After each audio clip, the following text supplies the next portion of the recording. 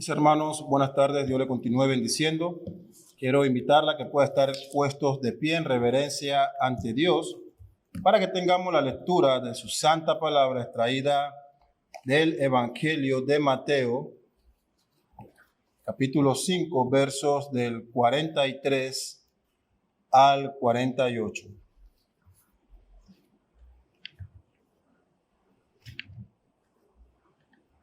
Es así la palabra de Dios. Verso 43.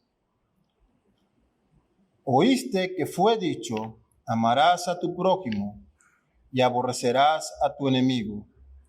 Pero yo os digo, amad a vuestros enemigos, bendecid a los que os maldicen, haced bien a los que os aborrecen y orad por los que os ultrajan y os persiguen, para que seáis hijos de vuestro Padre que está en los cielos, que hace salir su sol sobre malos y buenos, y que hace llover sobre justos e injustos.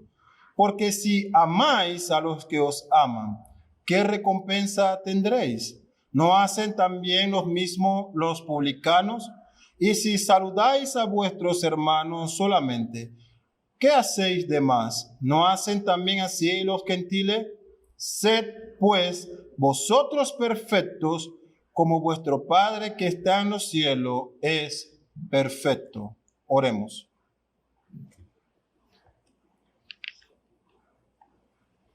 Oh Padre, ante ti nos acercamos en esta tarde, agradecido por tu muchas misericordia para con cada uno de nosotros.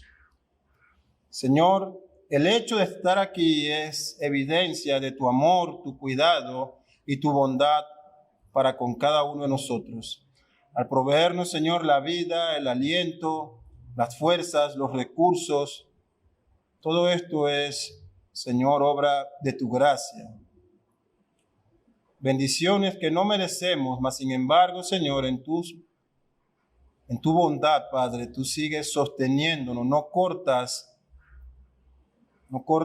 nuestro aire, nuestra vida, sino que cada día estás atendiendo y proveyendo aún para necesidades tan pequeñas. Señor, queremos escuchar tu palabra en esta tarde, que nos hables a través de ella, que nos confronte con algún pecado que tengamos, Señor, y que nos fortalezca para continuar el camino de esta vida cristiana.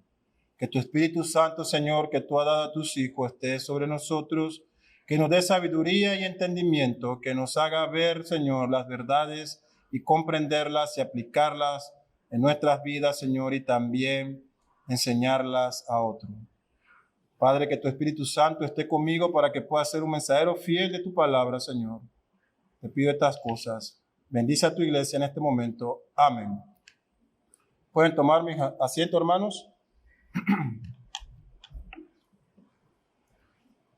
Hermanos, llegamos al último sermón del capítulo 5 del Evangelio de Mateo, después de haber iniciado ya hace varios meses este recorrido, esta serie de sermones basados en la predicación de nuestro Señor Jesucristo en el Sermón del Monte. Debo decirle que para los siguientes domingos estaremos abarcando parte o el inicio del capítulo 6 hasta que podamos llegar hasta el capítulo 7. Así que, según la misericordia de Dios, nos esperan muchos domingos meditando sobre esta porción de las Escrituras. Esta mañana vamos a atender la sexta ilustración que nuestro Señor Jesucristo trae ante sus oyentes. Estas ilustraciones que tienen el propósito de confrontar la falsa religión con la verdadera fe. Estas ilustraciones que Él ha traído para demostrar cómo los ciudadanos del reino, esos que han sido bienaventurados, que son pobres en espíritu, humildes, limpios de corazón, mansos, que tienen hambre y sed de justicia, cómo este grupo que Él ha llamado los ciudadanos del reino, que forman parte del reino celestial, que son llamados hijos de Dios, es decir, creyentes genuinos, cómo ellos se relacionan en diferentes facetas del diario vivir, cómo actúan o responden ante la ira o con el pecado del adulterio y el divorcio y el tema de cómo hablar y los juramentos. Y vimos el domingo pasado una porción siempre controversial al cómo responder cuando somos ofendidos, cuando se aterca contra nosotros, contra el bienestar de nuestro cuerpo físico, cuando se comete algún abuso contra nuestros bienes, nuestro dinero, nuestro carácter, ¿no? Hoy nuestro Señor Jesucristo nos lleva a través del recorrido de esta última ilustración cómo responder, cómo un ciudadano del reino responde ante sus enemigos. Ya no es una ofensa como tal, ya no es una bofetada en la mejilla, sino que ahora es un enemigo declarado. Hemos dividido en 4 partes este sermón. La primera va a tratar sobre las enseñanzas de los fariseos y escribas. La segunda parte hablará sobre el contenido de la ley en el Antiguo Testamento. La tercera parte demuestra la correcta interpretación que nuestro Señor Jesucristo le da al mandamiento. Y la última parte es cómo actúan los creyentes ante estas situaciones. Así que abarcando esto, hermanos, llegamos a esta primera parte, verso 43. Nuestro Señor Jesucristo nuevamente, hablándole a sus oyentes, a sus discípulos y a la multitud que estaba en el monte, dice: oísteis que fue dicho, amarás a tu prójimo y aborrecerás a tu enemigo. Así que nos encontramos con esta primera sesión que trata sobre la enseñanza de los rabinos antiguos, de los fariseos, de los escribas. La enseñanza popular de la época, en términos generales, era esta: amarás a tu prójimo, pero vas a odiar. Sí, es el término utilizado ahí para aborrecer. Vas a odiar a tu enemigo.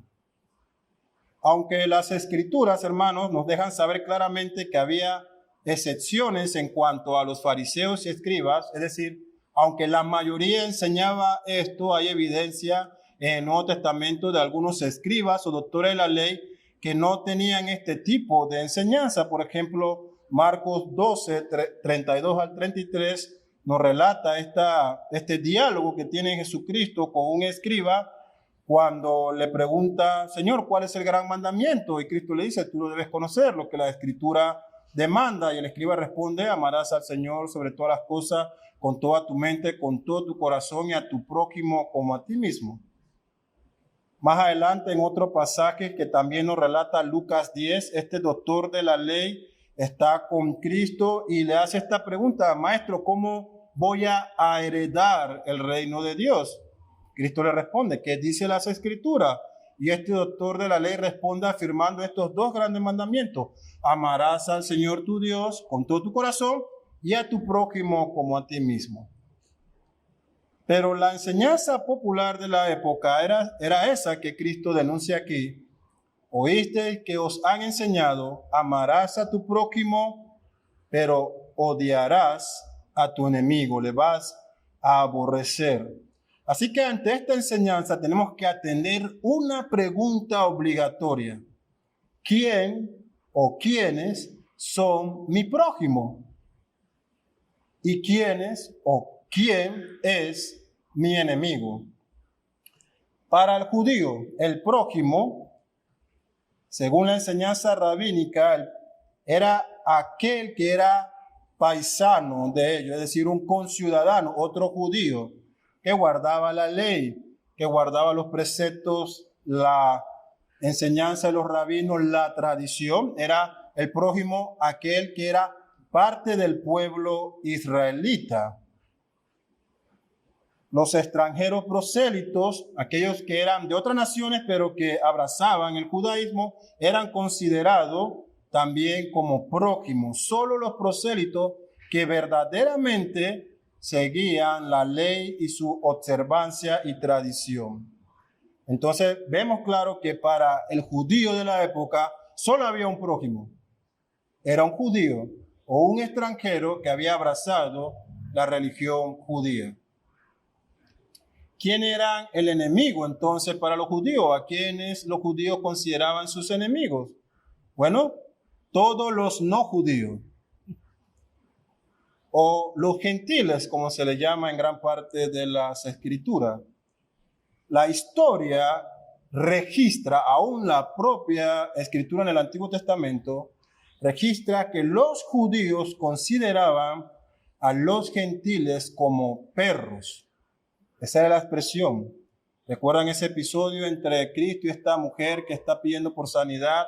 Y Cristo le dice, no se me ha permitido ir sino a las ovejas de mi padre. Y ella dice, Señor, aún los perrillos comen de la migaja que cae de la mesa. Era una extranjera, era la consideración que tenían los gentiles, el trato que recibían de parte de los judíos, ¿no? Así que vemos que un no judío era considerado un enemigo de la nación, enemigo declarado solo por no ser judío. También están los samaritanos, tal vez los más despreciados de entre estos conjuntos de personas de diferentes naciones. Estas personas, los samaritanos, eran de origen no judío. Si usted puede leer las escrituras en Reyes, va a encontrar cómo el rey de Asiria había conquistado esa tierra y trajo personas de otras naciones y las puso allí para que poblaran. Estos son para que habitaran en Samaria y se les llamó como samaritanos. Pero luego estas personas empiezan a practicar la idolatría, a tener culto para otros dioses, y Dios, ¿qué hace? Le castiga, manda una plaga de leones que empieza a azotarla, y luego que el rey de Asiria pregunta qué ocurre, los judíos que estaban en cautiverio le dicen, ellos están con idolatría, manda sacerdotes que le enseñen las escrituras para que el Señor baje la intensidad de su castigo sobre ellos. Las escrituras nos muestran en Reyes que estas personas, muchas abrazaron la fe, pero seguían teniendo sus dioses paganos. Así que estos son los judíos que habían habitado, los no judíos que habían habitado Samaria, que se fueron mezclando con judíos, y tenemos entonces a estos samaritanos, enemigos. Bueno, también habían judíos que eran considerados enemigos. El más detestable de ellos, los publicanos, eran declarados enemigos de la nación. Estos eran judíos que habían accedido a cobrar impuestos en nombre del Imperio Romano. Así que su etiqueta nacional era que ellos eran traidores, enemigos del pueblo. ¿Y en qué radicaba esto? Bueno, César comisionaba a algunas personas que le llevaban impuestos. Estas personas subcontrataban a otros publicanos que se encargaban de cobrar este impuesto. Así que si César demandaba, estoy poniendo una cifra simbólica, $1 de impuesto, este primer contratista pedía 1.50 y el publicano pedía $2, ¿entienden? Entonces había esta extorsión, eran odiados. Por eso que la escritura, usted encontrará que los fariseos se referían a ellos como, ¿por qué tu Señor, hablando de Cristo, come con pecadores y publicanos? Era casi que sinónimo. Un publicano no heredaría el reino de Dios. Para los fariseos y escribas y rabinos eran enemigos del Estado. Así que estamos viendo cómo se va ya tomando un poco de sentido quién era el prójimo, quiénes eran entonces los enemigos. Habiendo establecido esto, vamos a ver a la luz del Antiguo Testamento cuál era la supuesta justificación que los rabinos habían encontrado para enseñar que debían odiar a sus enemigos. Era, en términos de ellos, un odio justificado por las Escrituras. Una justificación para odiar a los extranjeros, a los samaritanos, a los publicanos y otros. Para esto, ellos hacían referencia a este momento del Antiguo Testamento que nos narra el Pentateuco, cuando Dios le da instrucción a Moisés de que Israel tome la tierra prometida y ¿qué haga con los cananeos? Los extermine, son enemigos de Dios. Dios va a hacer juicio sobre esta nación idólatra. Ha llegado su momento. Israel es el instrumento, así que para tomar Canaán tienes que destruir a todas las naciones de allí. Ellos decían, bueno, si nuestro Señor mandó a que se hiciera esto sobre las naciones, es entendible que los extranjeros son nuestros enemigos. Otra justificación la encontramos en Deuteronomio 25, cuando Dios le ordena la destrucción de los amalecitas. Ellos dijeron, extranjeros. Pero Dios da las justificaciones. Israel sale de Egipto, va camino a tierra prometida, tiene que pasar por Amalek. Amalek no se lo permite, le obliga a tomar otra ruta. Y luego que Israel se ha fortalecido, que tiene ya un ejército, que ha tomado posesión de gran parte del territorio, el Señor le dice, ok, ahora vamos a donde Amalek y extermínalo por lo que me hizo en el camino. Luego está la sesión de los salmos. Los rabinos encontraban allí esta sesión llamada salmos imprecatorios, que se entienden como los salmos de venganza. Y ellos decían, es justificable si Dios inspiró a estos salmistas para que clamasen venganza y que Dios pagara a los extranjeros y a quienes hacían el mal. Es entendible que yo tenga odio y aborrezca a aquellos que el Señor está aborreciendo. Por ejemplo, el Salmo 69 en su verso 23 al 25. Este salmo forma parte de esta sesión conocida como salmos imprecatorios. Esta porción bíblica dice así, miren lo que el salmista pide, que se oscurezcan sus ojos para no ver, y haz que siempre tambaleen sus lomos. Derrama tu ira sobre ellos, y el furor de tu enojo los alcance. Quede desolada su casa, y en su tienda no haya morador. Usted puede leer el Salmo 2, el 37, el 79, el 109, el 139 y muchos otros que forman parte de esta sesión de salmos imprecatorios o de venganza. Tenemos que preguntarnos, hermanos, si eran estas porciones bíblicas justificación para que un rabino, un fariseo, un escriba dijese que las escrituras permitían odiar a nuestros enemigos. Era legítima esta añadidura al mandamiento, porque el mandamiento decía, amarás a tu prójimo como a ti mismo. Ellos han quitado el a ti mismo y han añadido, y odiarás a tu enemigo. Era legítimo a la luz de estas evidencias del Antiguo Testamento, en donde Dios hace venganza, juicio, y aún donde escritores bíblicos demandan de parte de Dios que intervenga con los enemigos de su nombre y los borre. Definitivamente que no.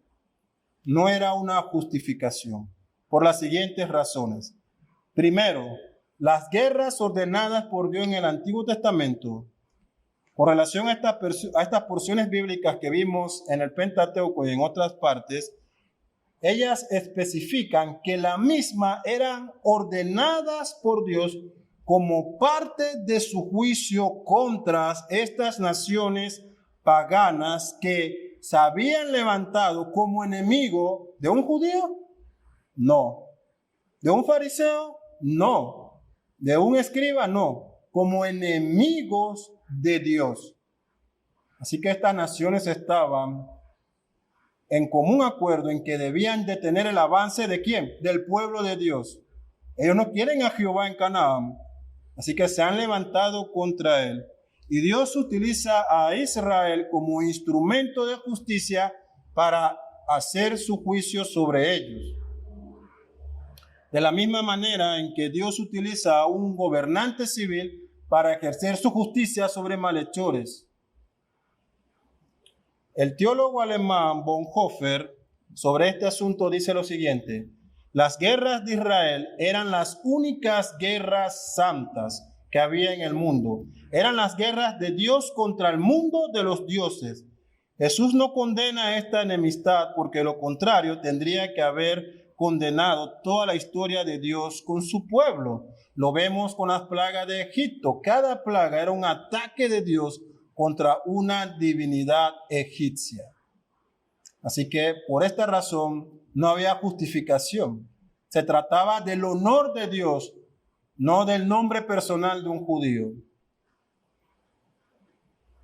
La segunda razón por la cual no era justificable esto en cuanto a los salmos imprecatorios es que son el clamor de un pueblo santo que pide a su Dios justo que haga justicia sobre aquellos que blasfeman su nombre, su casa, su ley. Oh Dios, estos han tomado tu nombre en vano, te han blasfemado, oscurece sus ojos, derrama tu ira sobre ellos, haz tu justicia. No era el clamor de una justicia personal, de un enemigo mío, sino de Dios. El teólogo inglés Martin Lloyd-Jones dice sobre este asunto lo siguiente, y son citas que voy a estar trayendo porque traen mucha luz. Él dice, al escribir los salmos, el salmista no escribe tanto acerca de sí mismo cuanto acerca de la iglesia. Y estos salmos, si se fijan bien, tienen como preocupación exclusiva en todos los casos, en todos los imprecatorios, tienen como preocupación exclusiva la gloria de Dios. Al hablar de cosas que se han hecho, hablan de cosas que se hacen contra el pueblo de Dios y la iglesia de Dios. Es el honor de Dios lo que le preocupa al salmista. Es el celo por la casa de Dios lo que impulsa al salmista a escribir estas cosas. No una pasión personal de venganza, sino un celo por el nombre de Dios. Así que aclarando esto, podemos decir que era injustificable la enseñanza de los rabinos, quienes resumiendo su doctrina decían que el prójimo solo era el judío que vivía y hacía exactamente lo que la ley mandaba y las tradiciones enseñadas por los rabinos demandaba, y que el enemigo era todos los demás extranjeros, samaritanos, publicanos, judíos malos, a quienes se le permitía a ellos, justificadamente, según las escrituras del Antiguo Testamento, aborrecer y hacer el mal, sentir odio. Habiendo aclarado esta primera parte, debemos entonces entrar en la segunda sesión que nos habla acerca de cuál era el contenido de la ley. ¿Qué decía ciertamente el mandamiento en el Antiguo Testamento? Verso 43 nuevamente. Cuando nuestro Señor dice allí, oíste que fue dicho, amarás a tu prójimo y aborrecerás a tu enemigo. El mandamiento al que hace referencia está en Levítico 19:18. Voy a usar la versión de las Américas. Dice así las Escrituras, no te vengarás. Es la primera afirmación del mandamiento. No te vengarás. Ahora note esto. Ni guardarás rencor a los hijos de tu pueblo. El judío entendía. A mi paisano. Ok, no hay problema. Sino que amarás a tu prójimo como a ti mismo. No hay problema. Amo a mi paisano. Es judío, es hijo de Abraham igual que yo. Observa la ley. No hay problema. Yo soy el Señor. Sino también este mandamiento, amarás a tu prójimo como a ti mismo, en sí encierra el resumen de toda la segunda tabla del Decálogo. De al amar a mi prójimo, no voy a codiciar la mujer de mi prójimo, no voy a codiciar su buey, no voy a hablar falso testimonio contra él, no lo voy a matar, ¿sí? Es el resumen de todo el Decálogo. En cuanto al mandamiento dado en Levítico 19 y que hemos leído, los judíos entendieron, como ya dije, que se refería a los hijos de su pueblo, a los descendientes de Abraham. Ellos decían, esos sí son mis prójimos, pero olvidaban aparentemente lo que Dios había dicho en cuanto a quienes no eran los hijos de su pueblo, es decir, los extranjeros, porque ahí mismo en el capítulo 19 que acabamos de leer, verso 18, un par de versos más adelante, el 33 y 34, Dios dice lo siguiente: cuando el extranjero morare con vosotros en vuestra tierra, no le oprimiréis, como a un natural de vosotros tendréis al extranjero que mora entre vosotros, y lo amarás como a ti mismo, porque extranjeros fuiste en la tierra de Egipto, yo Jehová vuestro Dios. Así que, hermanos, no había justificación alguna para aborrecer ni a judíos ni a extranjeros. El mandamiento era claro. Nunca ha sido el propósito de Dios que se practique el odio hacia otras personas, ni siquiera la xenofobia, que es lo que ocurre cuando se tiene este aborrecimiento hacia extranjeros. A pesar de que algunos extranjeros den motivo para aborrecerlo, no es un sentimiento genuino. La xenofobia y el odio hacia otros seres humanos portadores de la imagen de Dios sobre ellos, con dignidad por este don que han recibido. No hay justificación alguna. Así que vemos la equivocación por parte de los fariseos y los escribas. Ellos han quitado la cláusula del mandamiento, ama a tu prójimo como a ti mismo. Sí, este es un gran pecado, quitar de las escrituras, pero añaden otro pecado, han agregado este mandamiento humano que dice que aborrecerás a tu enemigo. Así que mientras Cristo está diciendo versos anteriores, yo he venido para cumplir cada jota, cada tilde, todo lo que los profetas han dicho de mí, todo lo que la ley declara de mi persona, yo la cumpliré. Los escribas quitaban a gusto porciones de ella para poder acomodar el mandamiento a su entero placer. Cosas que hacemos también en muchas ocasiones como creyentes. De verdad dice el mandamiento que no debo mentir, ni siquiera una mentira para salvar la vida de otra persona. Cosas como esa, ¿no? Una mentira que no es tan negra, pero está entre blanco y gris.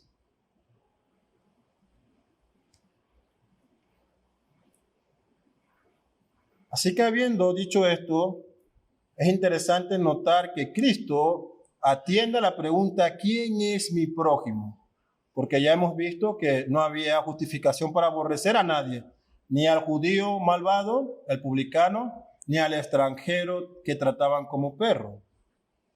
En Lucas 10 nos relata esta parábola comúnmente conocida como la del buen samaritano, pero me encanta esta traducción más directa del original, el samaritano compasivo, como se puede traducir también. Brevemente, si usted busca en Lucas 25 al 37, puede seguir la lectura allí mientras yo voy narrando. Esta porción de las Escrituras narra este diálogo entre un escriba y un fariseo, quien cuestiona a Jesús sobre qué cosas debe hacer una persona para heredar la vida eterna. Jesús le responde, haz lo que dice la palabra de Dios. ¿Qué dice allí? El escriba responde, amarás al Señor tu Dios con todo tu corazón, con toda tu alma y con todas tus fuerzas y con toda tu mente y a tu prójimo como a ti mismo. Me fascina la respuesta de nuestro Señor Jesucristo a este escriba, doctor de la ley.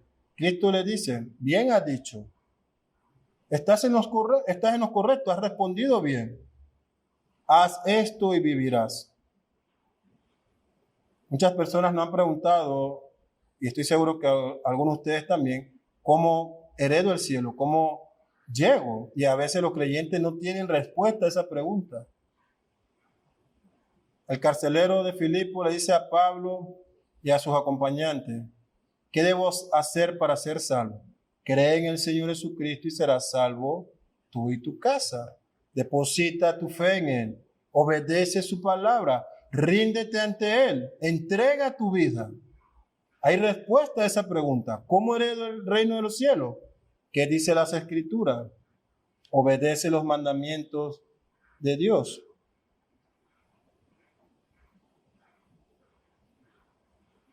Pero notamos que en este relato de Lucas 10, a pesar de que este escriba, este doctor de la ley ha respondido correctamente, imagínense recibir de Cristo esta afirmación, bien has dicho, del Señor y autor de las Escrituras, bien has dicho, haz esto y vivirás. Sale a relucir el pecado, la motivación interna, ese tema que hemos estado tratando a lo largo de toda esta serie de sermones. Eso que hay en tu corazón realmente, el pecado allí, esa araña produciendo males en el interior de nuestro ser. Él, para justificarse, le hace la pregunta del $1.000.000. ¿Quién es mi prójimo? Y Cristo pudo haber dado una respuesta directa, pero él utiliza este estilo literario muy judío de eventos cotidianos, las parábolas. Y él lo introduce de la siguiente manera. Te voy a responder quién es tu prójimo, pero escucha. Un hombre descendía a Jerusalén, a Jericó, y cayó en manos de ladrones, los cuales le despojaron, le hirieron y se fueron. Le han dejado tirado, casi muerto.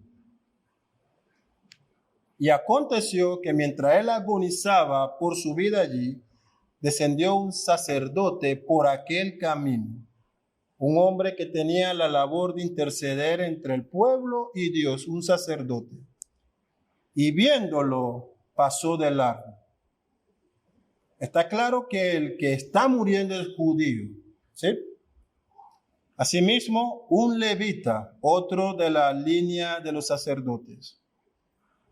Llegando cerca de aquel lugar, dice las Escrituras, Cristo hablando, y viéndole, dice, pasó de largo. Pero un samaritano, ¿qué? ¿Se imagina en ese momento un samaritano? Un judío común diría, pasará de largo igual, ellos son terribles. Pero un samaritano, aquellas personas que no eran judías, que se habían mezclado, que eran odiadas y tratadas como lo peor, ha pasado por ese camino. Vino cerca de este hombre que está agonizando en muerte, y viéndole fue movido a misericordia. Ahora bien, sentir misericordia y no hacer nada es igual que pasar de largo. Pero dice que él fue movido a misericordia y acercándole, vendó sus heridas, echándole aceite y vino y poniéndole en su cabalgura. Él se bajó de su animal y lo trepó a él allí. Lo llevó al mesón y cuidó de él, lo atendió. Otro día al partir sacó 2 denarios y los dio al mesero y le dijo, cuídamele, como si fuera su pariente, cuídamele. Y todo lo que gastes de más, yo te lo pagaré cuando regrese. ¿Se imagina en ese momento, cuando estos escribas están escuchando, que de todos los ejemplos posibles y las probabilidades que podían haber, Cristo elige al peor de los individuos detestado por el pueblo? ¿Sí? ¿Saben por qué está el problema en Israel hoy, no? Samaritanos y judíos. Pelea milenaria. Sigue el odio. Eso es lo que pasa actualmente. Palestina habitada por samaritanos, descendientes de ellos. Así que aún existe ese odio. Cristo toma a este individuo que representaba lo peor para los judíos y dice, Él ha mostrado misericordia, Él ha vendado sus heridas, Él le ha atendido como si fuera su propio pariente. Él no solamente le cuidó, sino que cargó toda su cuenta a Él. Y si aún Él después de irse se encontraba con una deuda a su nombre, Él pagaría lo que Él hubiese gastado.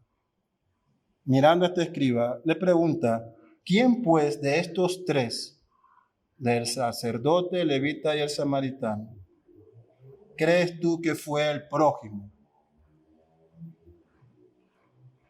El escriba dijo, el que usó de misericordia con él. Entonces Jesús le dijo, ve y haz tú lo mismo. No te preocupes, ¿a quién vas a ser tu prójimo? Tienes que estar dispuesto a ser prójimo de cualquiera. Ve tú y muestra misericordia. Haz lo mismo si es un publicano el que muere, si es un extranjero el que necesita ayuda, ¿sí? Si es un samaritano, ve tú y haz lo mismo. Así que la pregunta, ¿quién es mi prójimo?, es un error. Es una pregunta mal formulada. El sentido del mandamiento es, cada uno de nosotros debe mostrar que es el prójimo de cualquier persona. No, ¿quién es mi prójimo? Tú eres el prójimo de cualquier persona. Tú estás dispuesto a mostrar misericordia por cualquier persona. No me preguntes quién es tu prójimo. Sé tú el prójimo. Sin importar nacionalidad, estatus social, estudios, edad, sexo. No importa eso. Ve tú y haz lo mismo. El resumen del mandamiento del Antiguo Testamento es amar a nuestro prójimo como a nosotros mismos. sea judío o extranjero. Debemos mostrar amor y compasión por ellos. A los enemigos también debemos tratar como prójimos y sin odio. Eso lo vamos a ver en esta tercera parte. Jesús enseña ahora la correcta interpretación y aplicación del mandamiento. Verso 44, leemos así.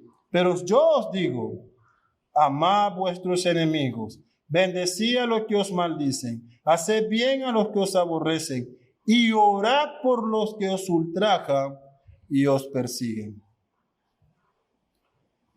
Hemos visto que los rabinos enseñaban a amar a los que eran israelitas y a odiar a todos los demás que eran enemigos, pero que el Antiguo Testamento enseñó todo lo contrario, que había que amar a todos los que eran del pueblo de Dios y mostrar también al extranjero un trato similar como si fueran naturales del pueblo. Vemos que el pecado de los rabinos hasta este momento era quitar del mandamiento la cláusula ámalo como a ti mismo y agregarla de aborrece a tu prójimo. Así que ahora Jesús entra en la escena y dice, yo os digo, ama a tu enemigo. Notamos la autoridad de Cristo. Él no está dando una sugerencia.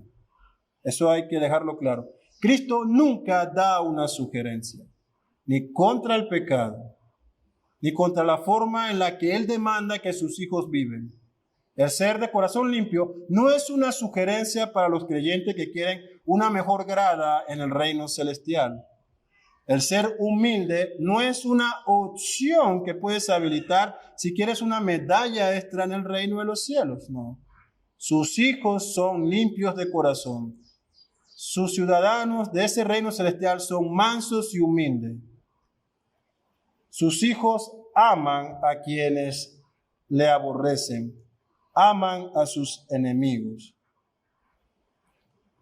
Debemos decir que Cristo no está dando tampoco un nuevo mandamiento aquí, ni en el resto del Sermón del Monte, sino que Él está exponiendo el espíritu y la interpretación correcta de la ley. El sentido del mandamiento era que el creyente muestra y responde con bien a cualquier persona, aun a aquellos que procuran mal contra ellos. Así que ante esta enseñanza de los judíos, Cristo se enfrenta a este muro de amargura. La enseñanza de los rabinos y de los fariseos ha levantado este gran muro de odio entre ambas direcciones, porque si los judíos odiaban a los samaritanos respondían con mayor odio también. Si los judíos aborrecían a los romanos respondían con odio contra los judíos. Así que está este muro de amargura, de odio, entre todas estas personas de aquella época y que aún repercute en la actualidad. Barrera entre judíos y gentiles, barrera entre judíos y samaritanos, barrera entre judíos buenos y judíos malos. Con este tema de Israel en este momento, vi un reportaje sobre un barrio en específico en Israel, un barrio ortodoxo. Ellos son diferentes a todo el resto de la nación. Es más, ellos quieren la destrucción de Sión, del Estado israelí, porque consideran que es un Estado que no está de acuerdo a la enseñanza y que su reino es el Mesías. Ellos esperan al Mesías. Lo curioso de este barrio ortodoxo, compuesto por diferentes facciones religiosas, es que ellos no trabajan, tienen en promedio tal vez 10 hijos, viven en un estado deplorable, pero se sostienen con los subsidios del gobierno. Interesante, del gobierno con el cual ellos no apoyan. Y que muchos de esas facciones quieren que Palestina gane y que Israel pierda. Aún esta barrera de odio está aún hoy presente entre ellos mismos. Así que en medio de esta sociedad de mente estrecha, exclusivista e intolerante, Cristo demanda de sus discípulos, de los hijos de Dios, de los ciudadanos del reino celestial, Cristo les dice, ustedes serán diferentes. Ustedes no van a vivir como ellos viven.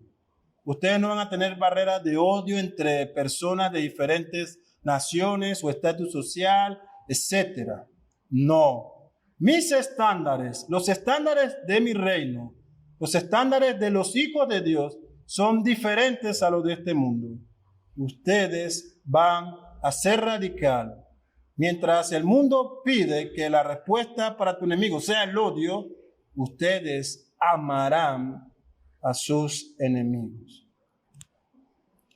William Hendriksen, en su comentario a este pasaje, dice, y le comparto la cita, debe haber dejado atónitos a sus oyentes, porque estaba diciendo algo que era probablemente algo que nunca antes había dicho tan sucinta y positiva y autoritativamente. La conclusión resultante es que el primero que enseñó a la humanidad a ver al prójimo en cada ser humano y por lo tanto a tratar a todo ser humano con amor fue Jesús.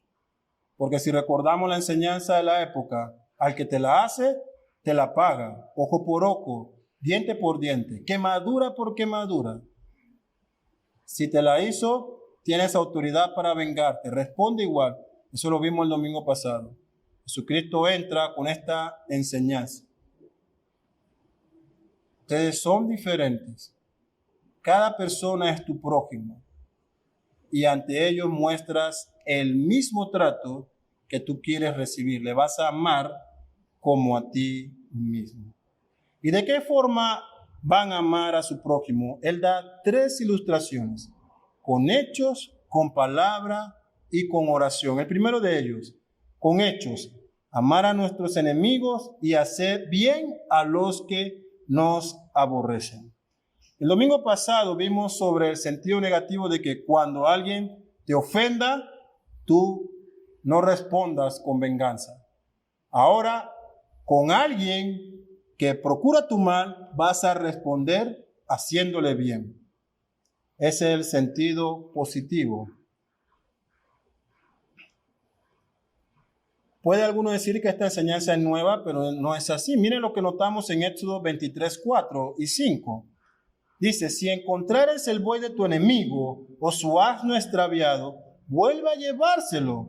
Si vieres el asno del que te aborrece caído debajo de su carga, ¿le dejarás sin ayuda? Antes bien le ayudarás a levantarlo. Así que Jesús no está mandando a dar el paso de ayudar solamente, sino el paso de amar a quienes te procuran tu mal. Así que si nuestros enemigos procuran nuestro mal, hagámosles bien nosotros. Es la demanda del reino. ¿Estás dispuesto a cumplirla, a vivirla? ¿Es eso una realidad que estás dispuesto a practicar? No es una opción. Devolver mal por mal no es algo que Dios demanda de sus hijos. Así que recuerden que no se trata de aplicar la ley del talión, ni de dar rienda suelta a nuestras pasiones y a nuestro espíritu de venganza. Me la hizo, debo hacer que me la pague. No se trata de eso. Se trata de hacerle bien. Me has ofendido, procuras mi mal, me estás persiguiendo. Yo no voy a actuar igual que tú. Yo no te voy a dar la paga de tus hechos. Yo procuraré tu bien. Con hechos voy a hacerte bien. Todo lo contrario a lo que este mundo terrenal y cuyo señor es el diablo, en términos del pecado, vemos que enseñan. Amar a nuestros enemigos es procurar el bien de ellos, procurar su salvación, que no se pierdan. La no evangelización, cuando decidimos callar, es una muestra de falta de amor hacia nuestro prójimo. ¿Cuáles son las razones por las que un creyente no evangeliza? Piénsalo. ¿Cuáles son las razones para que una iglesia no evangelice? ¿Hay alguna justificación? A.W. Pink dice en uno de sus escritos, si la iglesia no evangeliza, se fosiliza. Porque el llamado de la iglesia a ser embajada del reino de Dios, a ser luz y sal, es estar constantemente salando este mundo insípido, alumbrándole con la luz del evangelio, para que los perdidos vean el faro de salvación y vayan a Cristo. No hacer esto, hermano, es una falta de amor. Ven que con algunos hechos podemos no mostrar amor hacia nuestro prójimo con el simple acto de no evangelizar. de no compartir las buenas nuevas, de no procurar que ellos sean salvos. Si nosotros queremos el bien de nuestro enemigo, ¿cuál es el mayor bien que una persona puede recibir? En una clase le pediría que respondieran, pero este es un sermón. ¿Cuál es el mayor bien? ¿Cuál es el mayor bien que tú has recibido? ¿Una casa? ¿Una linda esposa o un guapo esposo? ¿Una empresa? ¿Hijos obedientes? ¿Ese es el mayor bien? ¿De qué le sirve al hombre, dice Cristo, si ganara el mundo y perdiere su alma?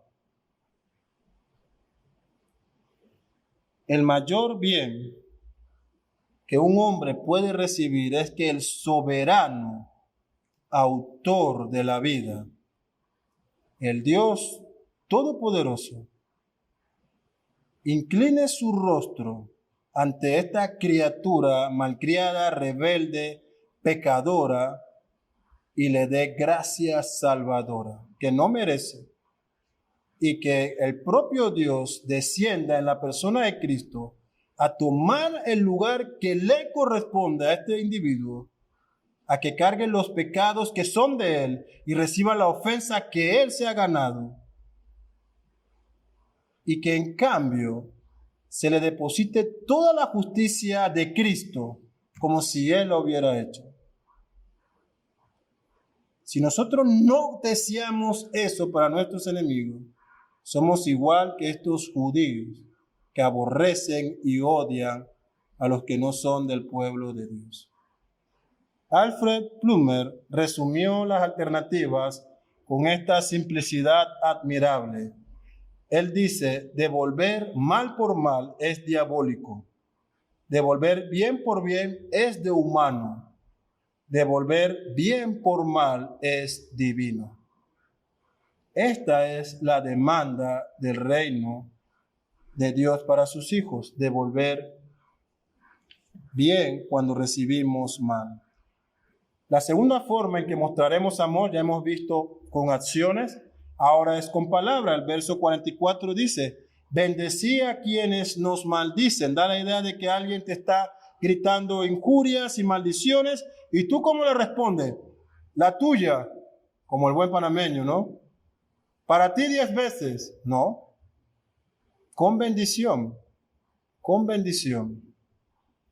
Así que la segunda manera como debemos tratar a nuestro prójimo, de forma que agrade a Dios, no a los hombres, sino que agrade a Dios en cuanto a nuestra manera, es en cómo le hablamos, cómo le respondemos ante la injuria, cómo respondemos a quienes nos insultan y maldicen. Cristo nos dice: aunque a ti te deseen el mal, tú deséale el bien. John Stott dice lo siguiente, creo que es pertinente el comentario. Él dice así: si ellos, nuestros enemigos, piden que descienda el desastre y la catástrofe sobre nuestras cabezas, expresando en palabras su deseo de que la ruina venga sobre nosotros, debemos vengarnos, vamos a vengarnos como creyentes, pidiéndole que descienda la bendición del cielo sobre ellos. Voy a vengarme sobre ti, que Dios te bendiga.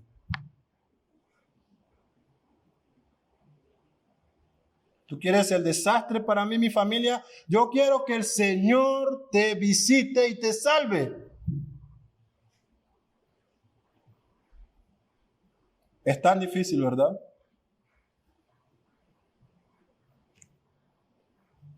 Yo quiero que Dios te muestre tu pecado y que en su gracia te otorgue salvación como a mí, porque en el pasado yo también fui como tú.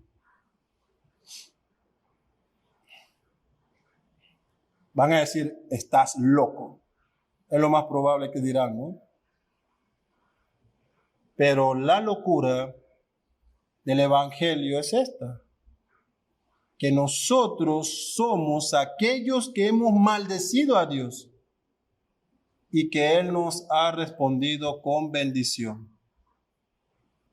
Y si nosotros que hemos experimentado esto en carne propia, ¿por qué no estamos dispuestos a hacer que otros lo experimenten?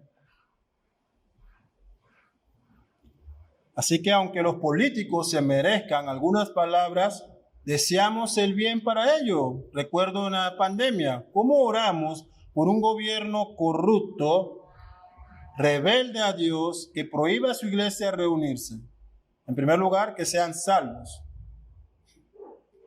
Oramos que sean salvos. Que el Señor les visite, porque teniendo tal vez gobernantes creyentes, pueda haber algo mejor para la iglesia. Pero ese no es el propósito, sino que sean salvos, porque por donde van les depara el infierno.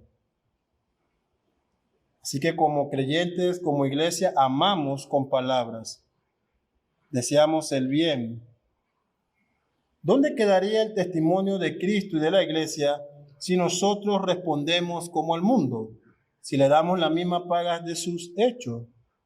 Los ciudadanos del reino tienen este llamado más sublime: ser luz, ser sal en este mundo muerto en sus pecados. No actuar como el mundo, sino mostrar cómo viven los ciudadanos del reino. La tercera acción, como Cristo demanda que mostremos amor, la primera fue con hechos, haciendo y procurando el bien de ellos. La segunda fue con palabras, deseándole el bienestar, aunque ellos quieran nuestra catástrofe y destrucción. La tercera es orando por ellos. Orar por los que nos ultrajan y persiguen. Esto es interesante porque aquí ya hay acciones específicas que están haciendo. Están ultrajando, violando todos nuestros derechos, maltratándonos y persiguiéndonos. No para darle una palmada, qué buen cristiano, sino para exterminar la fe cristiana. Así que mostramos nuestro amor por nuestros enemigos y por quienes aborrecen a la iglesia de Cristo, orando por ellos, pidiendo por su salvación, como ya hemos explicado.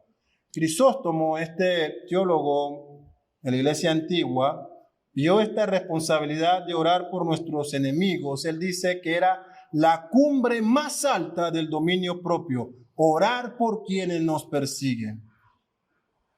Y vio que había requisitos en estas dos últimas antítesis, en estas dos últimas ilustraciones. Así que Crisóstomo traza 9 pasos ascendentes con el interés de que lleguemos a este dominio propio sublime. El primero dice: nosotros mismos no debemos tomar nunca la iniciativa del mal. El creyente nunca toma la iniciativa del mal. El segundo paso es que no debemos vengarnos del mal de otro. El tercer paso es que debemos callar cuando es necesario callar, guardar silencio. El cuarto paso es que nos tocará sufrir injustamente. El quinto paso es que debemos someternos aún a aquellos que procuran nuestro mal, aún más de lo que se les permite a ellos hacer. El propio Cristo es ejemplo de eso. El sexto paso es que no debemos nunca mostrar odio o aborrecimiento. En el original, cuando Cristo está en la cruz cargado allí, la expresión, el tiempo del griego de esta oración: Padre, perdónalo, porque no saben lo que hacen, da la idea de que era una oración repetitiva, continua. Así que mientras él está sufriendo el escarnio y la burla y el dolor, y le ponen vinagre y es traspasado y todas estas cosas, él está orando esto: perdónales, perdónales, no saben lo que hacen, no le tomes en cuenta este pecado. No debemos aborrecerle. Sexto paso. Séptimo paso, debemos amarlos. Octavo paso, debemos procurar su bien, hacerle bien. Y noveno paso, debemos rogar a Dios, al Dios mismo, por causa de ellos, para que les salve. La cumbre más sublime, más alta del dominio propio. Así que reflexionamos brevemente sobre esto, hermano. Si esto es la demanda de nuestro Señor Jesucristo para sus hijos en cuanto al trato con sus enemigos, ¿qué trato entonces creen ustedes que demanda a Dios para nuestros hermanos? Si esto es lo que Él pide para quienes quieren nuestro mal. ¿Qué creen que pide Dios para quienes son hijos de Él, conciudadanos con nosotros del reino celestial? ¿No creen ustedes que se debe esperar una mayor demanda, un amor más visible hacia mi hermano en la fe, de mí hacia ustedes y de todos ustedes hacia mí? Es interesante y me causa gracia porque lo que se ve en las iglesias en mucha ocasión, ¿sí? Lo que se ve entre creyentes, no me hablo, no lo tolero, no lo soporto, solo nos saludamos, nos tratamos, es vergonzoso. Es vergonzoso. Si no puedes soportar a tu hermano en esta vida 2 horas en este culto, ¿qué te hace pensar que vas a vivir con él en la eternidad? Allí el Señor me va a glorificar y tendré una... No, es ahora. Aquí se viven las demandas. Aquí, en el cielo se disfruta de los beneficios, de las riquezas en Cristo. ¿Me entiendes? En el cielo no es cuando vas a probar tu amor al hermano y al enemigo. Es en esta vida. Es aquí, ahora. En este preciso momento. Así que si estás en enemistad por cualquier causa con tu hermano, ve y resuelve esa situación. Y si tú eres el ofendido, perdónale. Déjalo pasar. Y si tú eres el que ha hecho la ofensa, ve y extiéndele tu disculpa y que te perdone por cómo actuaste contra él.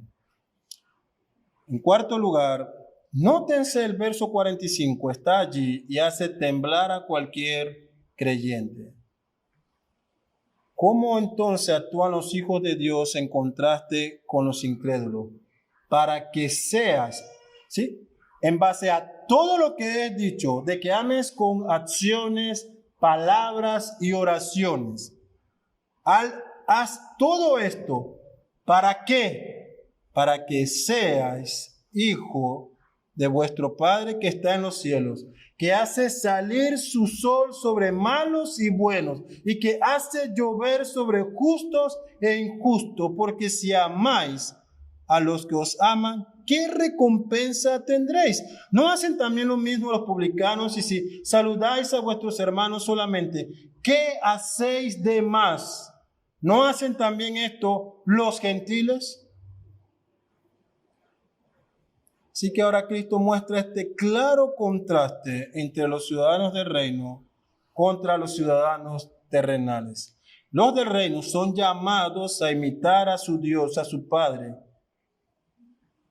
Pregunto, ¿quién no tiene más excusa para aborrecer a los hombres? ¿No es Dios acaso? Hago un huerto, te pongo mi virrey, te doy mi imagen, el don de la vida, te dejo que señoree, te rebelas contra mí. Te curo de pecado, quito tu inmundicia, te otorgo redención, el pecado aumenta, tengo que traer un diluvio, exterminarlo. Salvo a 8 personas, le hago construir un arca, lo preservo de todo más. Se bajan, se emborrachan, tienen insectos, pecado. Nacen estas naciones, se esparce el mal, quieren construir cosas que honran a otros dioses y no a él. Pecado y más pecado. Separo a un hombre, Abraham, lo hago mi amigo, quiero que sea el nuevo patriarca de esta nación. Van a Egipto, no quieren salir de Egipto. ¿Quién tiene más excusas para aborrecer a los hombres? ¿No es acaso Dios? ¿Y qué dice Cristo? Sé como Dios, que a pesar de que la ira de la iniquidad de los hombres está colmada, casi por desbordarse, Él saca su sol sin distinción alguna y hace que alumbre a todos, a buenos y malos. Y a pesar de esto, provee lluvia suficiente para que aún los cultivos de los injustos florezcan y tengan pan.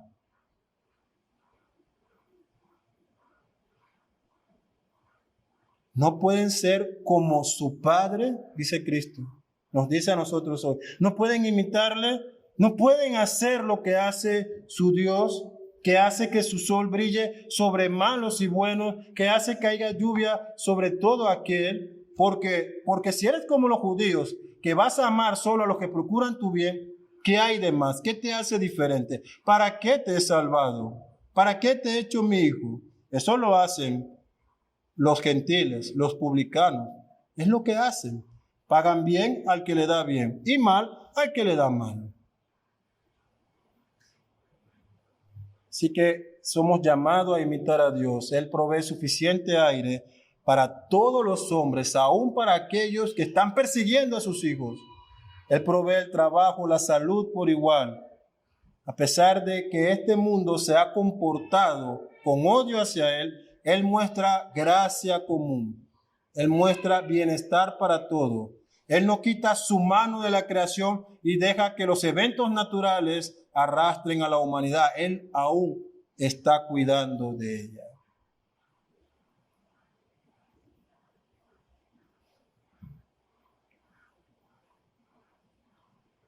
Dice el verso 46, porque si amáis a los que os aman, ¿qué recompensa tendréis? ¿No hacen también lo mismo los publicanos?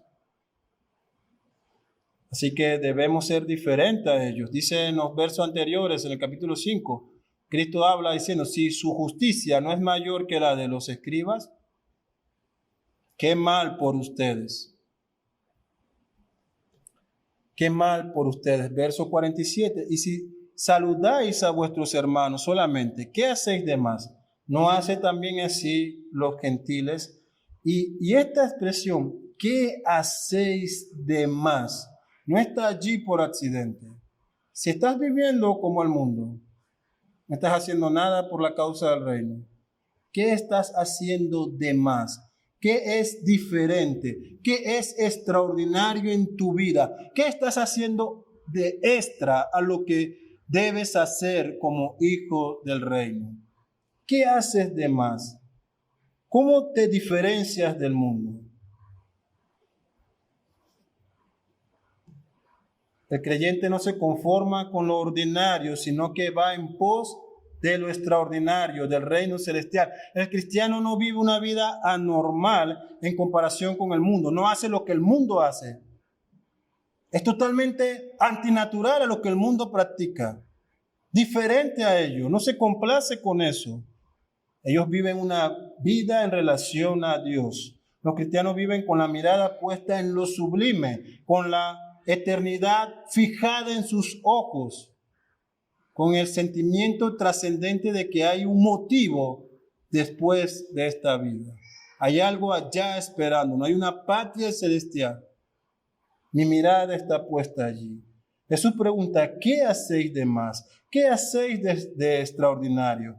¿Qué hacéis extra en tu vida? ¿Cómo mira el mundo tu forma de vida? ¿Qué hacéis de más con tus amistades no creyentes? ¿Qué hacéis de más en tu vecindario, en el trabajo, en la universidad, en el contexto en que te encuentras? Dime, ¿qué hacéis de más por mí? ¿Qué hacéis de más por mi causa?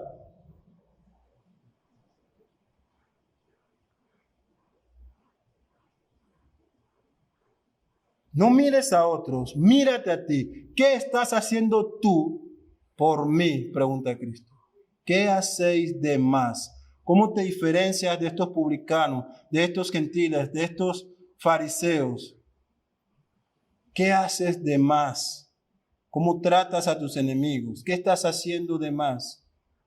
Yo no pido lo mínimo, hay estándares.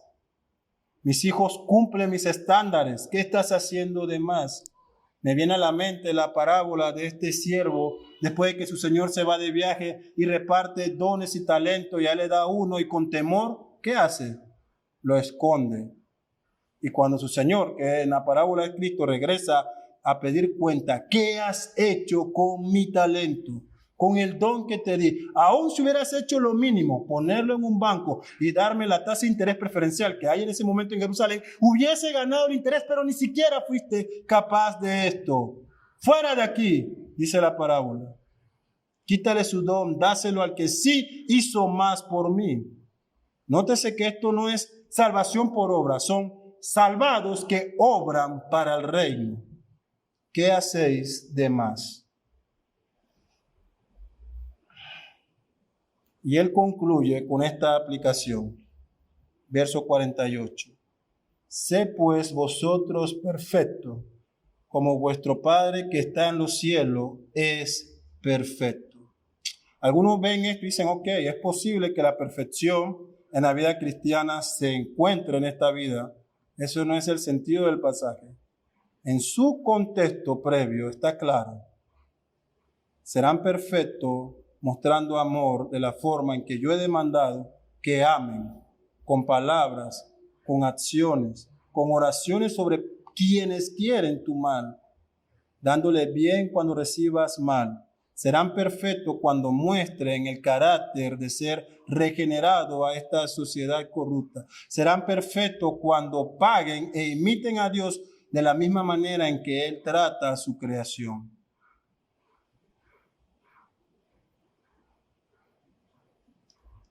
Para el creyente, Cristo está exponiendo la correcta interpretación del mandamiento y llega a la aplicación que debe ser una realidad en la vida de todo creyente. Sé perfecto como nuestro Padre Celestial es perfecto.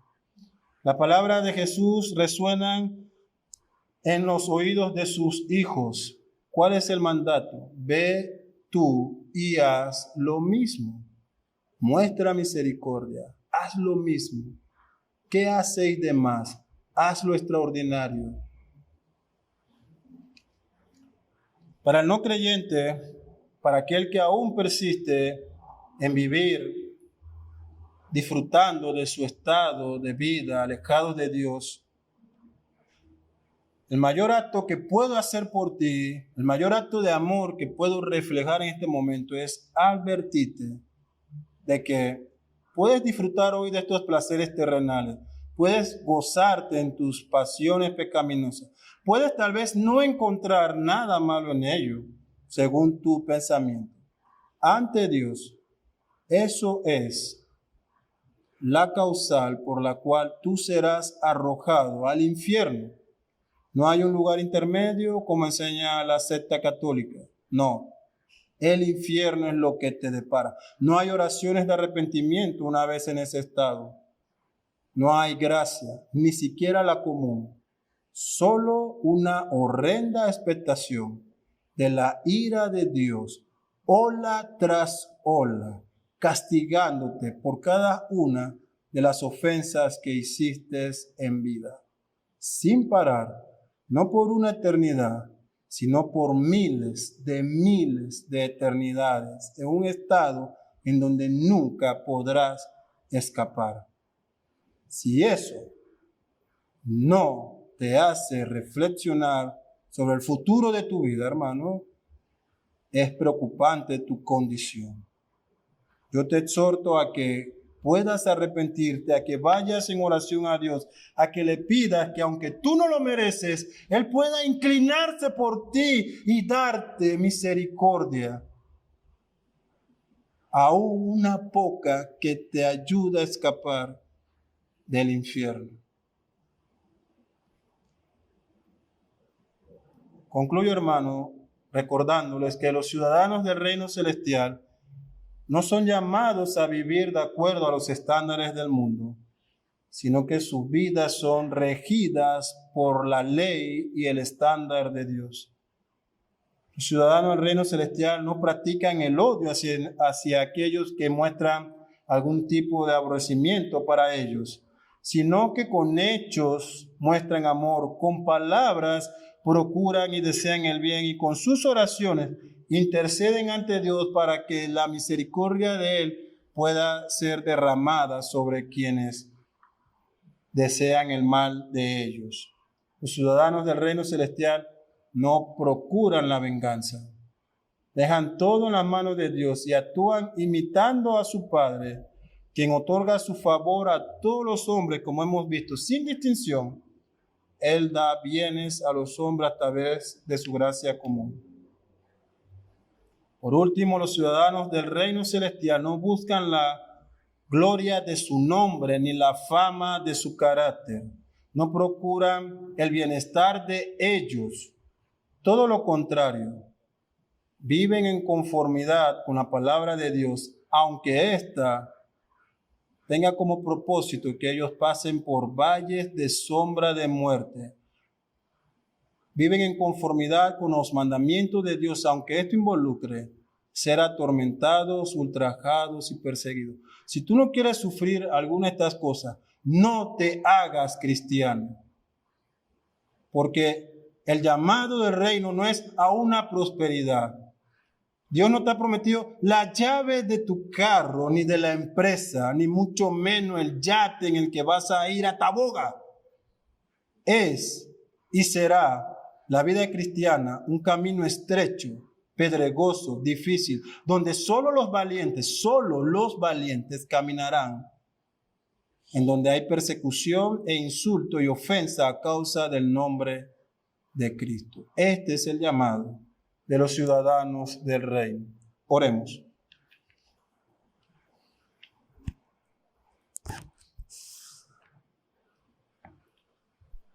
Oh Padre, somos pulverizados por tu palabra. Tenemos que gritar al igual que el profeta Isaías: ay de mí, cuando somos confrontados con tus estándares y con tu palabra. Cuando ella alumbra nuestras vidas, Señor, debemos caer de rodillas entendiendo que somos pecadores, que por nuestras fuerzas no podemos lograr alguna de estas cosas.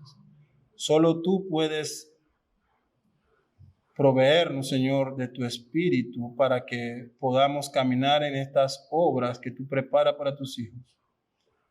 Padre, que tu iglesia, que la iglesia de Balboa, que tus hijos aquí y en todo Panamá, Señor, de diferentes congregaciones, despierten a este llamado de vivir bajo tus estándares, de conformarnos a tu palabra, de llevar la bandera de tu reino a este mundo, de mostrar amor hacia tus enemigos, Señor, proclamando el mensaje de salvación, pero también las advertencias para quienes rehúsan creer en ti. Te pedimos estas cosas, oh Dios, en Cristo Jesús tu Hijo. Amén.